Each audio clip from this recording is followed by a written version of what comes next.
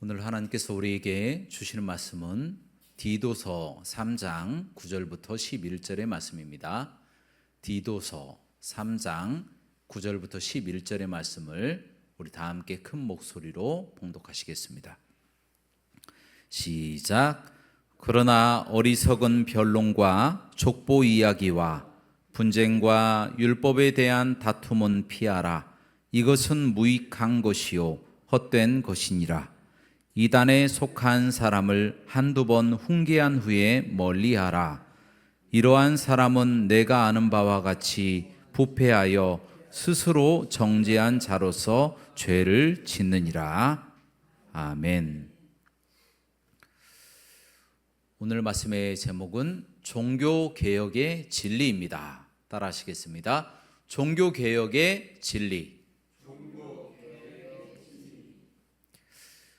교회에 처음으로 신학이 생겨나게 된 이유는요, 교회를 수호하고 또한 하나님의 복음을 효과적으로 선포하기 위해서였습니다.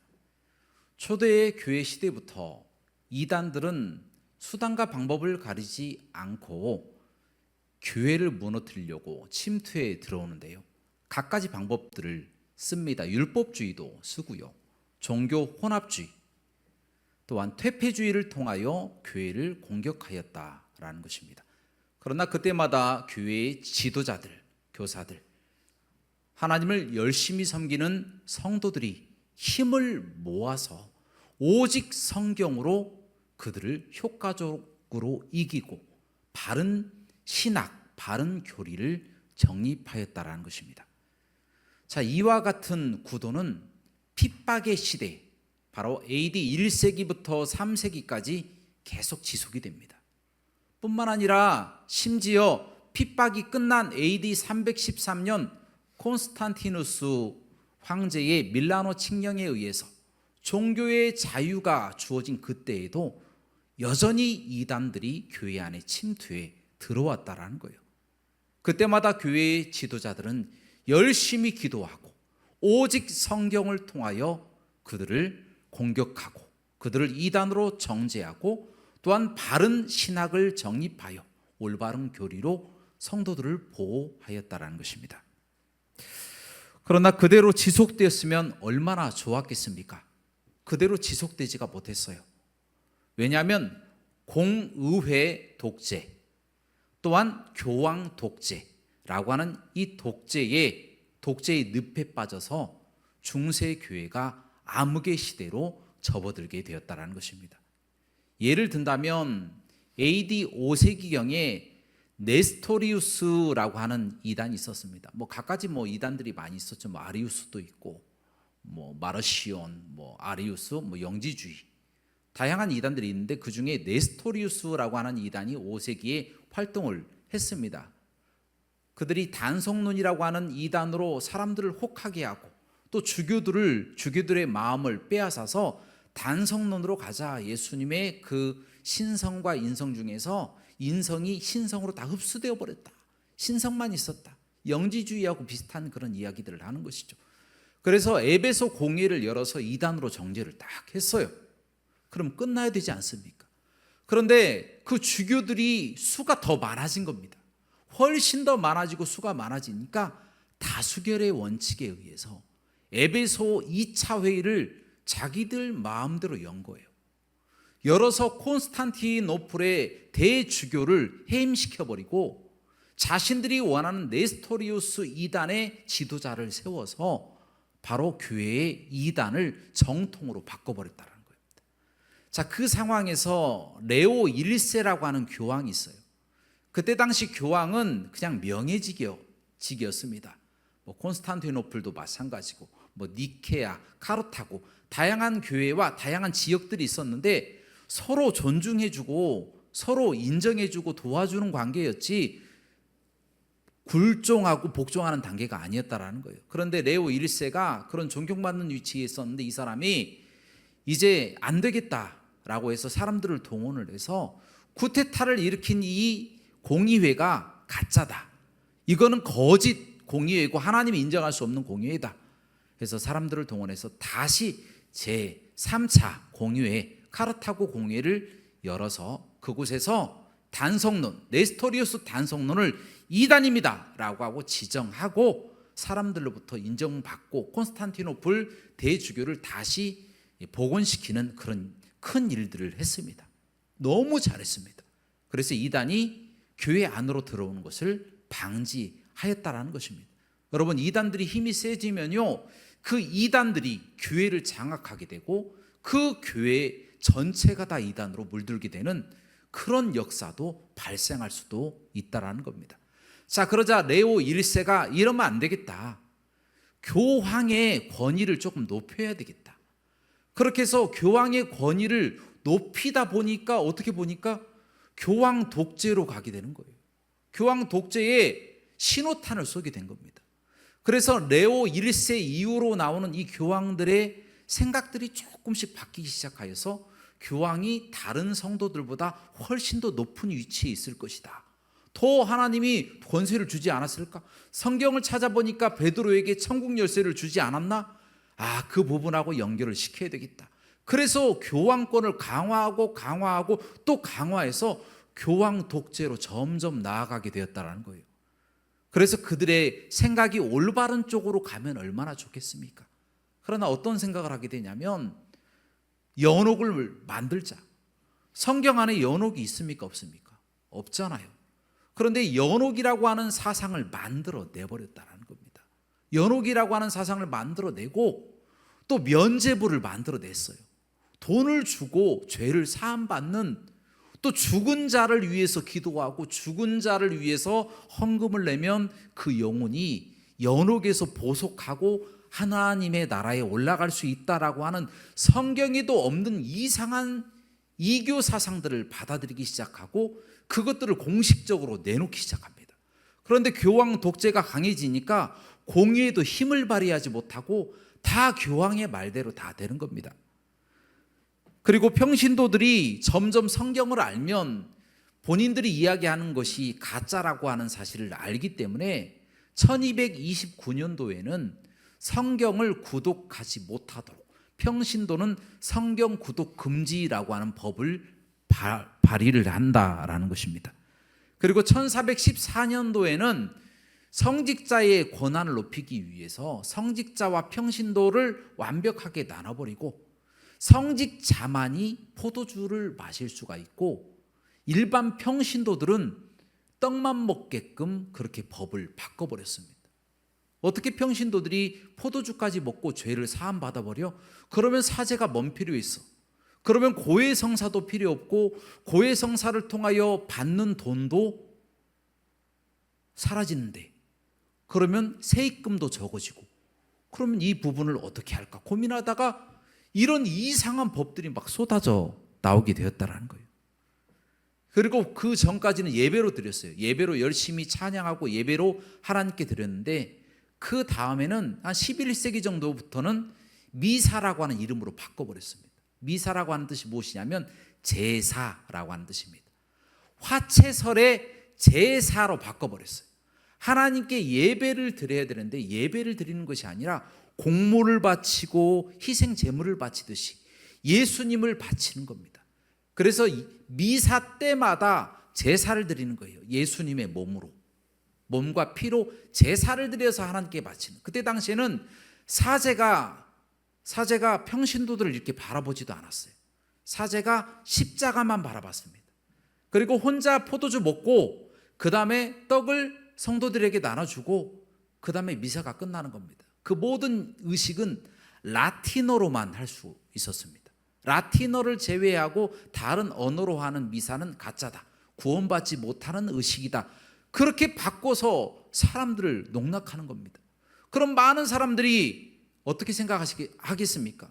교회에 와서 예배를 드려야 되는데 교회에 오자마자 음산한 음악이 틀어지고 노래만 나오고 또 신부 혼자 이상한 이야기만 주절거리면서 이쪽만 바라보고 혼자만 외치다가 떡만 받아먹고 알지도 못하는 소리만 듣다가 집으로 돌아가는 겁니다. 그러면 신앙이 생길 수가 있을까요? 없을까요? 신앙이 생길 수가 없는 거예요.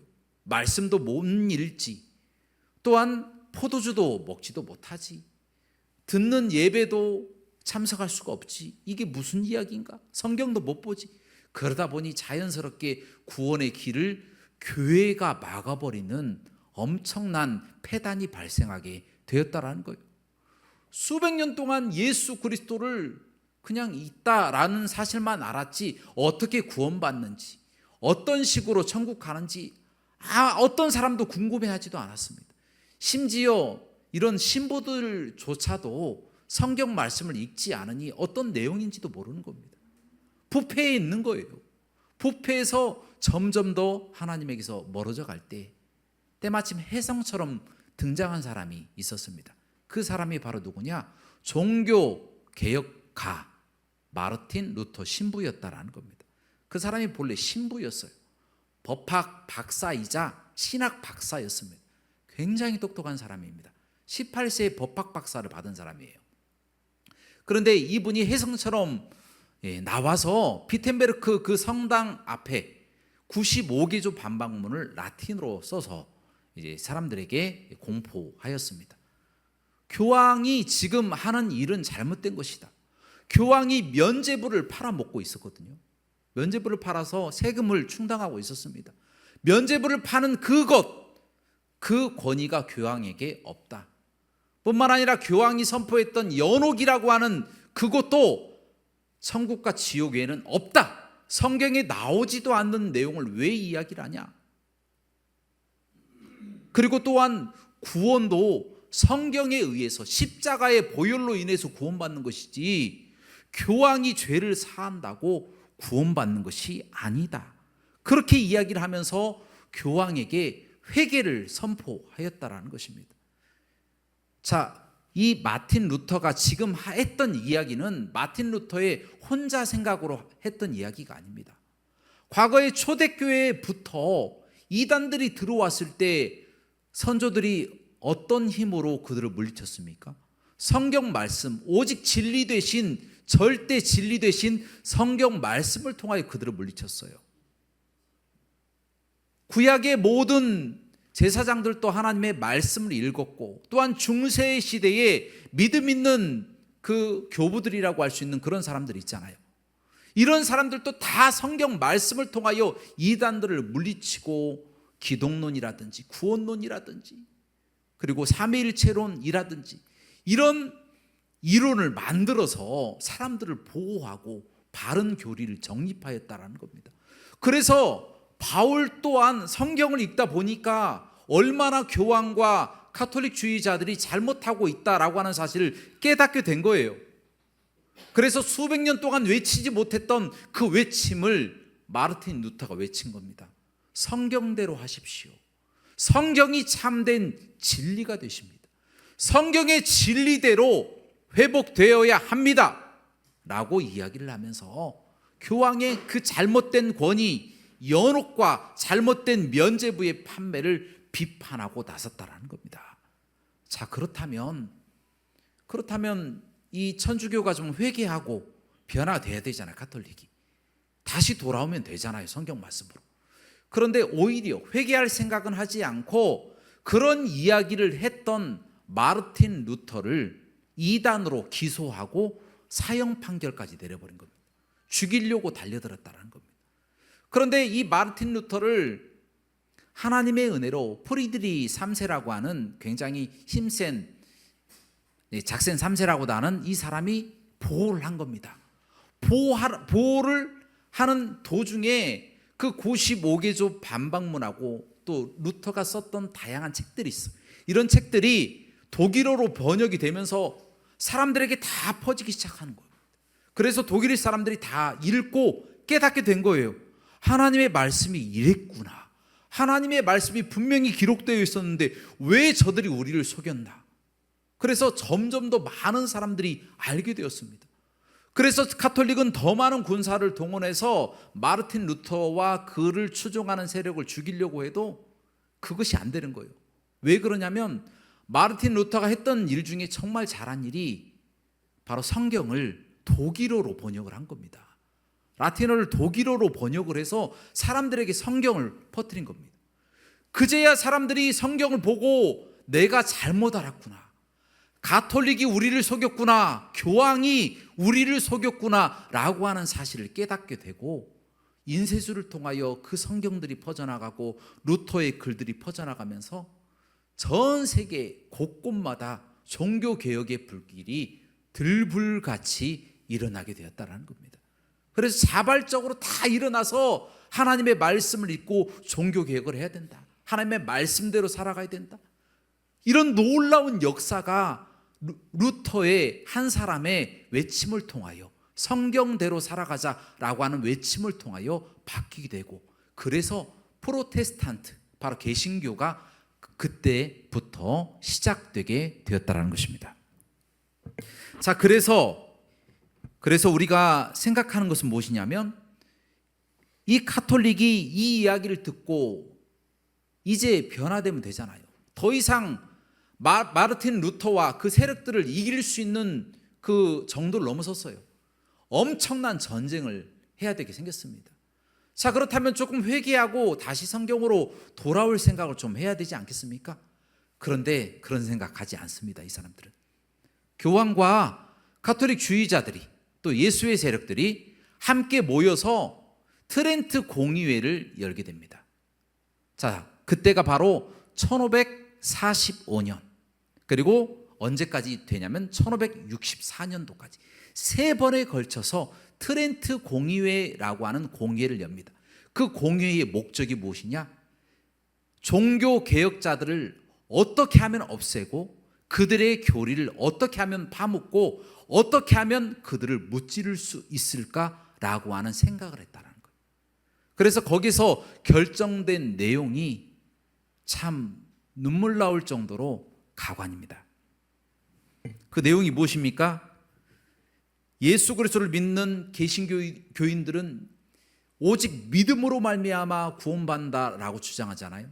근데 그들은 믿음만 가지고 구원받는다라고 하는 사람들은 구원받지 못한다. 오직 믿음과 행위를 더해야만이 구원받는다, 그렇게 결정을 했습니다.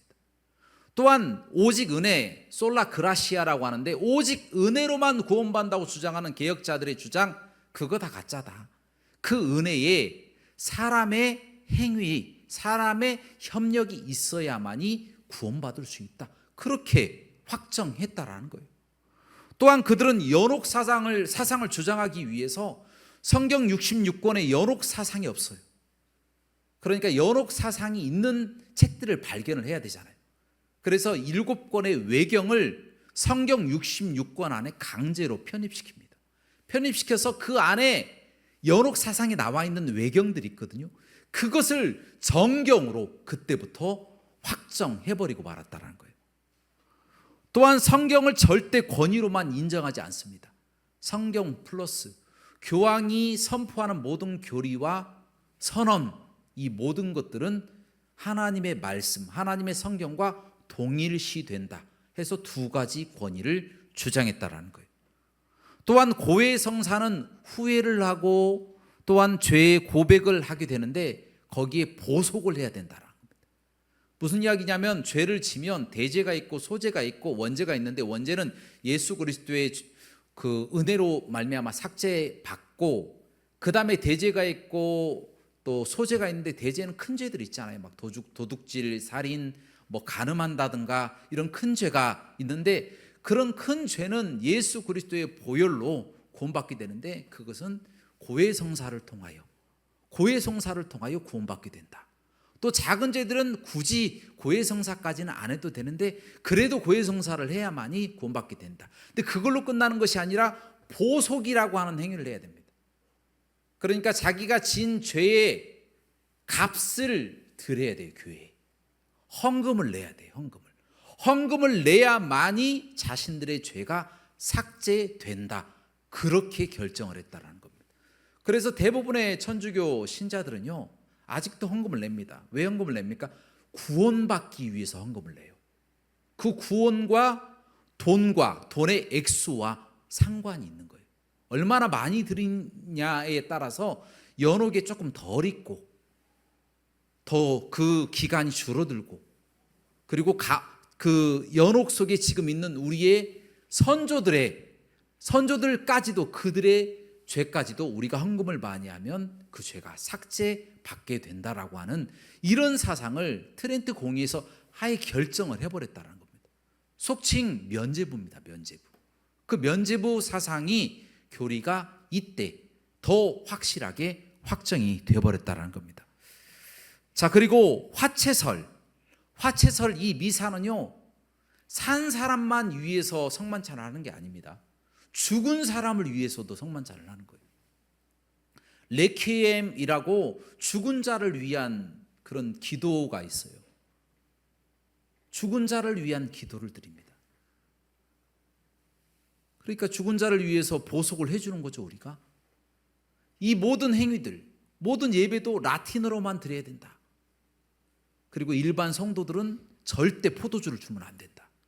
이때 이미 다 결정이 되어버렸다는 겁니다. 어떻게 보면 중세 천년에 성경을 잃어버린 잘못된 그런 신학들을 다 종합해서 확정해버리는 완전히 반그리스도적인 그런 교리를 결정해버린 곳이 어디냐? 천주교다라는 거예요. 천주교.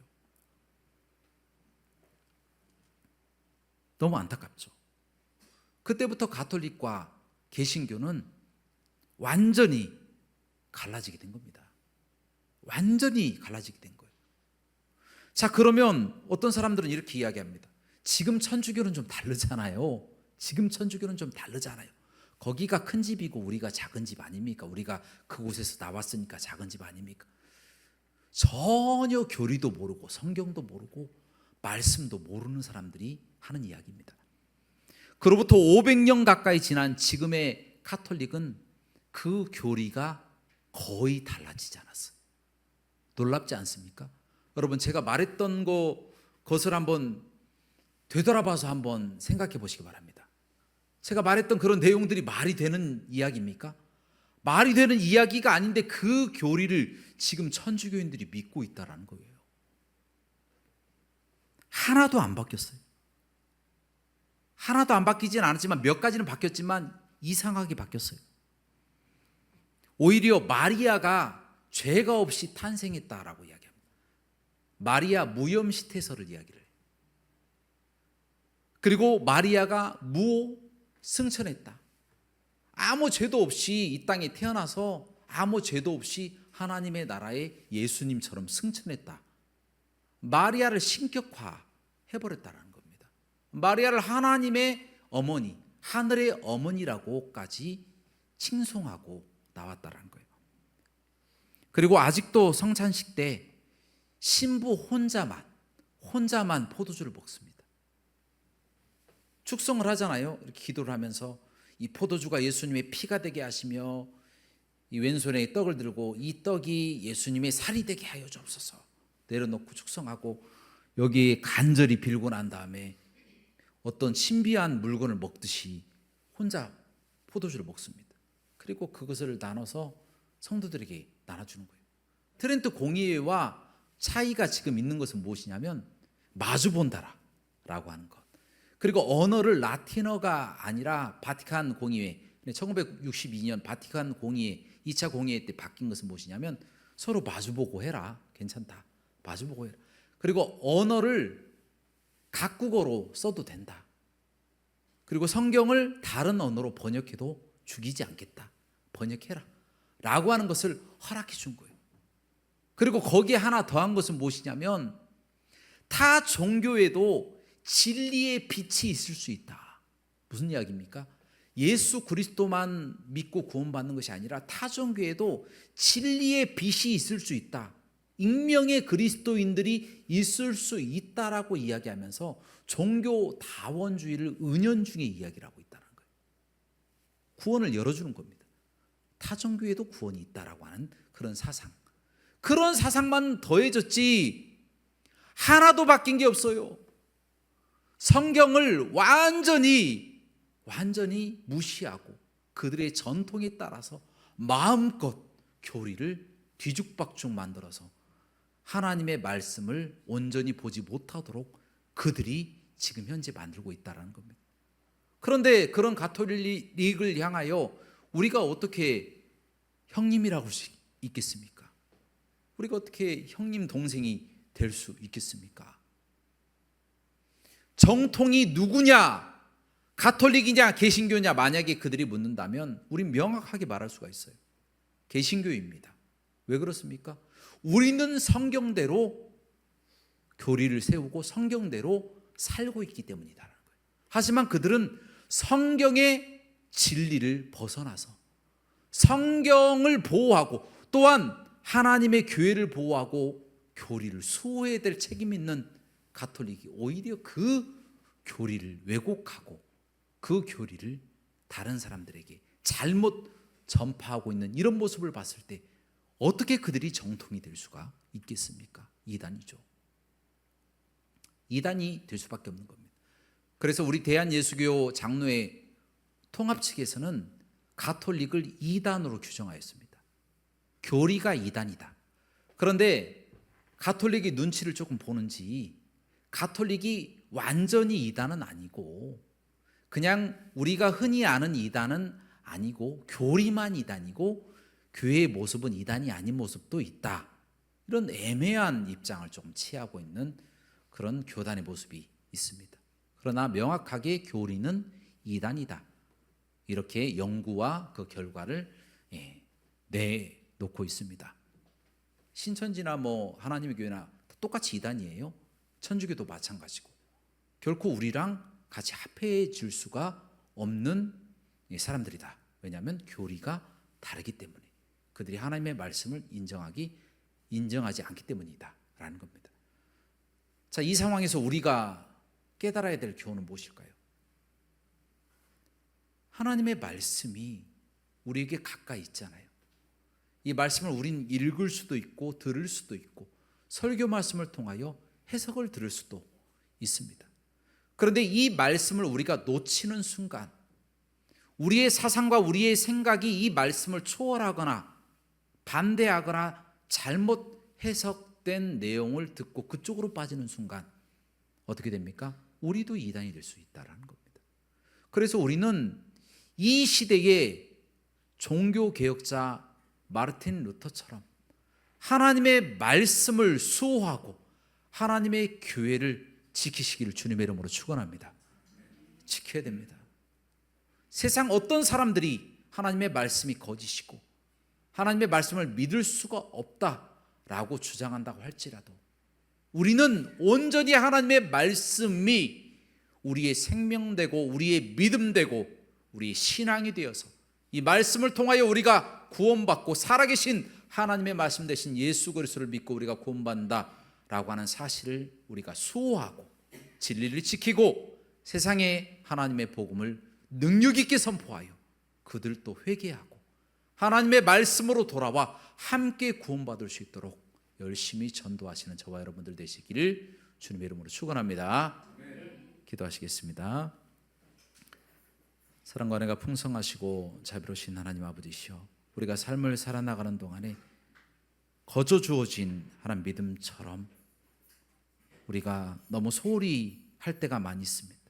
우리가 구원받고 우리가 천국 가는 것이 어찌 가만히 있을 일입니까? 기뻐서 춤을 춰도 모자랄 판에 하나님 이것에 대해서 감사하지 못하고 오히려 하나님께서 베풀어 주시지 않은 것들만 생각하며 원망할 때가 많이 있었습니다. 하나님 용서하여 주시고 거저 베풀어 주셨지만 너무나도 고귀하고 값진 하나님의 복음을 우리의 마음속 깊이 깨달아서 하나님의 영광을 위해서 귀하게 수고하는 그리고 지키고 전파하는 우리가 되게 하여 주시옵소서. 예수님의 이름으로 기도합나이다. 아멘.